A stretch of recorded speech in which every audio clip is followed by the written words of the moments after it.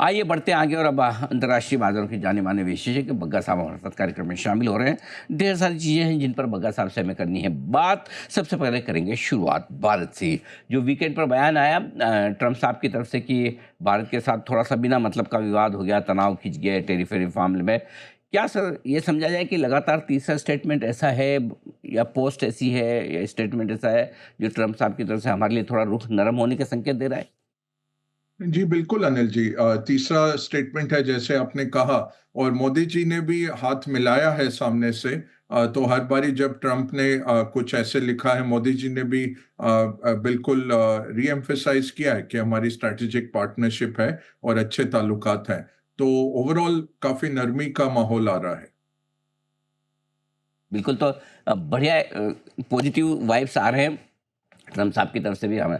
अच्छा, अब जो दूसरा बड़ा मुद्दा पूरे वीकेंड पे छाया रहा वो ये कि वो अब जो कुछ मेरा प्रेशर नेटो पे कर रहे हैं, यूरोपियन यूनियन पे कर रहे हैं, तुम ये करो, तुम वो करो, तुम से टैरिफ लगाओ, तुम पहली बार सर बोले उनको तेल खरीदना बंद करने के लिए।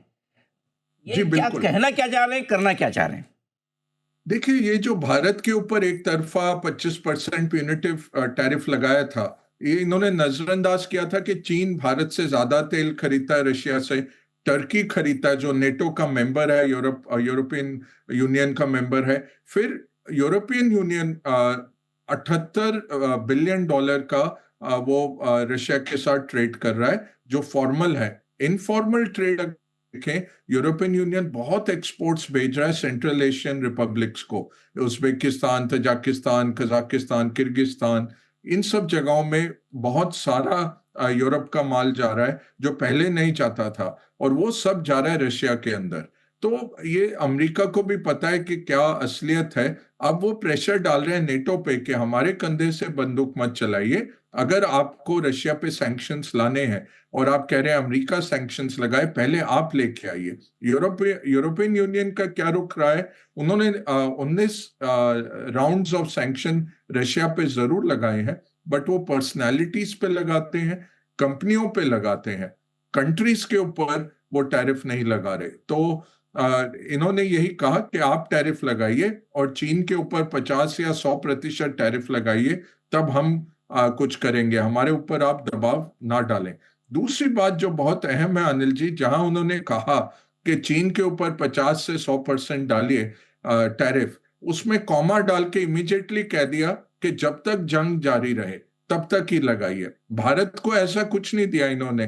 भारत के ऊपर 25% टैरिफ लगा दिया रशियन तेल खरीदने के लिए, बट जब भारत के ऊपर लगाया, उनके ऑर्डर में ऐसा कुछ नहीं था कि अगर युद्ध विराम होता है, जंग टलती है, तब हम इसको हटा देंगे। चीन में इतने डरे हुए हैं कि कॉमा लगा के पहले इन्होंने कहा कि 50 से 100% लगाइए जब तक जंग चालू रहे। बड़ी इंटरेस्टिंग चीज़ बताई आपने कि एक्शन बिल्कुल उसी तरह से बढ़ता है। अब एक और चीज़ जो है वो ये कि कितना 16 सितंबर है सर, मीटिंग 16 सितंबर को रखी है ना फेड की?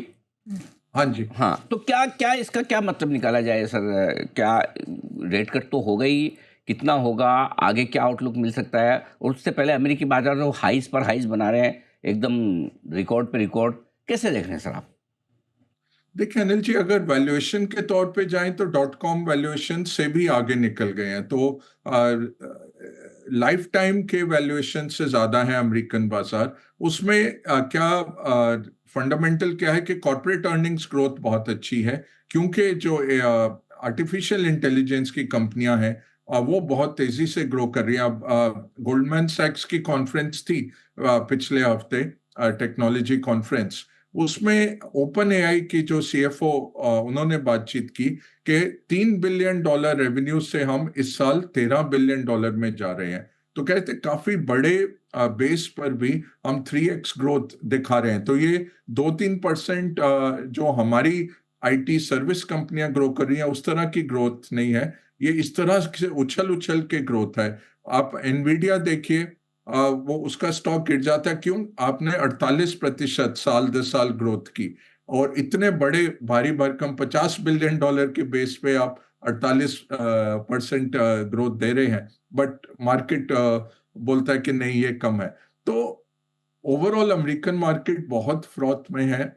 कुछ कहते हैं कि बबल में है, बट वो गलत रहे हैं अभी तक, इसलिए वो लोग अब चुप हैं। शायद ये कुछ और साल चल जाए। बहुत भारी भरकम खरीदारी हो रही है आर्टिफिशियल इंटेलिजेंस में। यहाँ पैसा किसका आ रहा है अनिल जी? ये अमेरिकन रिटेल का ज्यादा पैसा आ रहा है। आप इंस्टीट्यूशनल देखें, पिछले हफ्ते 10 सितंबर का जो डेटा निकल के आया फंड फ्लोज का, अमेरिकन स्टॉक मार्केट में से $10 बिलियन निकाले गए। वो बहुत छोटा अमाउंट है, ठीक है, बट नेट नेगेटिव अमाउंट था। $40 billion American money market funds में डाले गए, और मनी मार्केट फंड अब 7.6 ट्रिलियन हो गए हैं। आप याद करिए, कोविड के टाइम हम बातचीत करते थे जब रेट्स कट रहे थे बड़ी तेजी से, और उसके बाद जब रेट बढ़ाने शुरू किए, 5 ट्रिलियन का एयूएम हो गया था मनी मार्केट फंड्स का। वहां से भी 50% और पैसा मनी मार्केट फंड्स में आ गया। $7.6 ट्रिलियन अब अमेरिकन इसमें पड़ा हुआ है मनी मार्केट फंड्स में। तो इतनी इंस्टीट्यूशनल पैसा थोड़ा सा नरमी का रुख रख रहा है मार्केट की तरफ, बट फेड रेट काटेगा।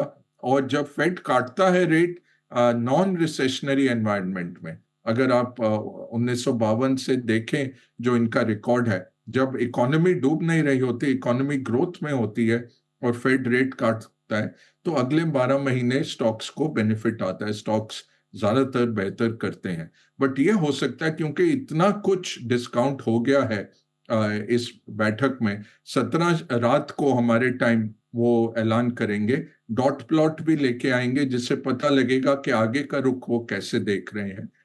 हो सकता है कि थोड़ा डिसअपॉइंटमेंट अमेरिकन मार्केट को हो जाए, या वो जो सेल द फैक्ट हो जाता है, by the rumour cell the fact, वो शायद आ जाए और हमें थोड़ा सा एक वीकनेस अमेरिकन मार्केट में आए। बट ओवरऑल फ्लोज इतने तगड़े हैं कि वो जो वेडनेसडे का मूव आता है नॉर्मली फ्राइडे तक, वो बिल्कुल वर्कआउट हो जाता है मार्केट्स में। थोड़ा सा एफआईएस की बिकवाली धीमी पड़ने के संकेत आ रहे हैं। अभी भी खरीदने के मूड में तो नहीं आया है, लेकिन बीच बीच में बेचना कम कर देते हैं, हाथ थोड़ा रोक लेते हैं, थोड़ी शॉर्ट काट लेते हैं, हल्का हल्का ऐसा फील हो रहा है। क्या लग रहा है, क्या कोई मूड माहौल में बदलाव के संकेत दिख रहे हैं sir? Anil ji, rate cut आते हैं तो डॉलर वीक होता है, डॉलर वीक होता है तो एमर्जिंग मार्केट फ्लोज बढ़ते हैं। और इस साल ये है कि हमारा शेयर इतना नहीं रहा। एमएससीआई एमर्जिंग मार्केट इंडेक्स वगैरह में भी देखिए हम थोड़ा नीचे आ गए क्योंकि अंडर परफॉर्मिंग मार्केट है। और दूसरा लगभग $15 बिलियन एफआईज ने निकाल लिए। बट ये लग रहा है कि अब अंतिम पड़ाव आ रहा है ये एफआईज की नेट बिकवाली का। इसके एक दो कारण है। एक तो फेड जब रेट कट करता है तो वो पूल जो है, इन्वेस्टेबल पूल है, वो बढ़ता है। पिछले हफ्ते भी $3.5 बिलियन इमर्जिंग मार्केट फंड्स में आए, जब 10 बिलियन अमेरिकन फंड्स में से निकले। बट हमारे पास नहीं आए, हमारा नेट फिर भी बिकवाली दिख रहा था। बट ओवरऑल जो पॉजिटिव है इमर्जिंग मार्केट्स की तरफ, उसका हमें बेनिफिट डाउन द लाइन आता है। दूसरा, हमारे जो डाउनग्रेड्स हैं अर्निंग्स के, वो काफी कम हो गए जून की तिमाही में। तो अब यही लग रहा है कि सितंबर की तिमाही में थोड़ा सा अर्निंग्स में एक उछाल आ सकता है, बेहतर प्रदर्शन हो सकता है, और फिर दिसंबर तक काफी इम्प्रूवमेंट आएगी। जीएसटी कट्स का इम्पैक्ट आना है इकोनॉमी पे। 4 गुना वो कंजम्पशन मल्टीप्लायर चलता है, तो जो लोगों की बचत होएगी कंजम्पशन टैक्स में कट होने के कारण, वो कहीं और खर्चा होता है या वो सेविंग होता है, दोनों तरफ से ही मल्टीप्लायर लगता है। तो उसका इम्पैक्ट आने वाला है इकोनॉमी में अगली तिमाही में। तो हो सकता है मार्केट उसको डिस्काउंट करते हुए उसके पहले ही मार्केट उछलने लग जाए। और अगर दिवाली तक कुछ अच्छे रुझान आ जाते हैं मार्केट्स में, तो डेफिनेटली एफपीआईज का नेट पॉजिटिव नंबर आना, ये बहुत अब अच्छी प्रोबेबिलिटी हो रही है। फेड भी काट रहा है ग्लोबली, और भारत ने 12 महीने अंडर परफॉर्म किया है। नॉर्मली 9 से 12 महीने तक हमारा हो जाता है जो करेक्शन होता है। इस बार ज्यादा करेक्शन नहीं हुआ, बैठे रहे हम 21-22 हजार तक मैक्सिमम मार्केट गिरा है, उससे नीचे नहीं गया है। तो क्योंकि डोमेस्टिक फ्लोज इतने स्ट्रांग थे। जिस दिन अब ये एफआईज के आउटफ्लो भी रुक जाते हैं, बड़ी तेजी से मार्केट आगे बढ़ता है, क्योंकि डोमेस्टिक फ्लोज बहुत स्ट्रांग है।